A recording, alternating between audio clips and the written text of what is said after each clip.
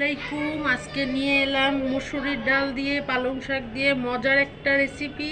শাকের কালার ঠিক রেখে মসুরির ডাল দিয়ে কিভাবে পালং শাক রান্না করি সেটাই আপনাদের সাথে শেয়ার করব।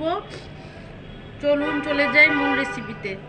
প্রথমে দিয়ে দিলাম রান্নার তেল, দিয়ে দিব পেঁয়াজ কুচি, ভালো করে একটু ভেজে নিব।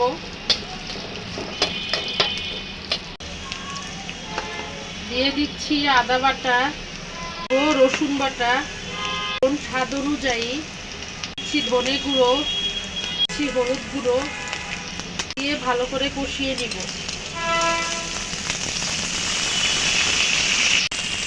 ডালগুলো ভালো করে কষিয়ে নিব। দিয়ে দিব পানি। ডালটা ভালো করে যখন ফুটে আসবে তখন আমি শাকটা দিয়ে দিব।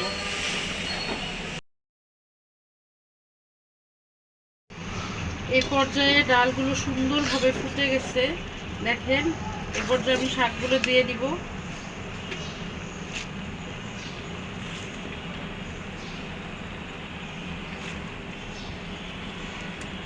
শাকগুলো দিয়ে ভালোভাবে নাড়াচাড়া করে দিব। শাকের থেকে যে পানি উঠবে সেটা দিয়ে আমার রান্না কমপ্লিট হয়ে যাবে। এখন আমি আর কড়াইটা ঢাকবো না। এটা একটা টিপস অ্যান্ড ট্রিক্স। ঢাকনা দিয়ে ঢাকলে শাকের কালারটা একবারে কালো হয়ে যাবে। এক্ষেত্রে যদি আমি না ঢেকে আস্তে আস্তে রান্না করে নিই তাহলে শাকের কালারটা ঠিক থাকবে। দেখেন শাকের থেকে পানি উঠে আমার শাকটা অলরেডি সিদ্ধ হয়ে গিয়েছে। মাশাআল্লাহ, শাকের কালারটা কি সুন্দর সবুজ সবুজ রয়েছে। আপনারা যদি আমার রেসিপি ফলো করে রান্না করেন শাকের কালার একটুও নষ্ট হবে না।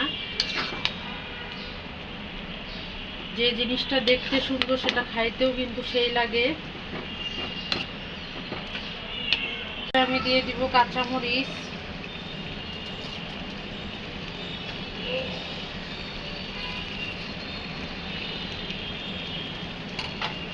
আমার রান্নাটা কিন্তু এখন ফুল কমপ্লিট। দেখেন শাকের কালারটা কি সুন্দর আছে।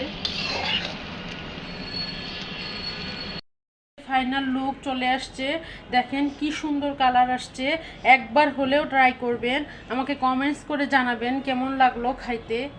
আজকের মতো আল্লাহ হাফেজ।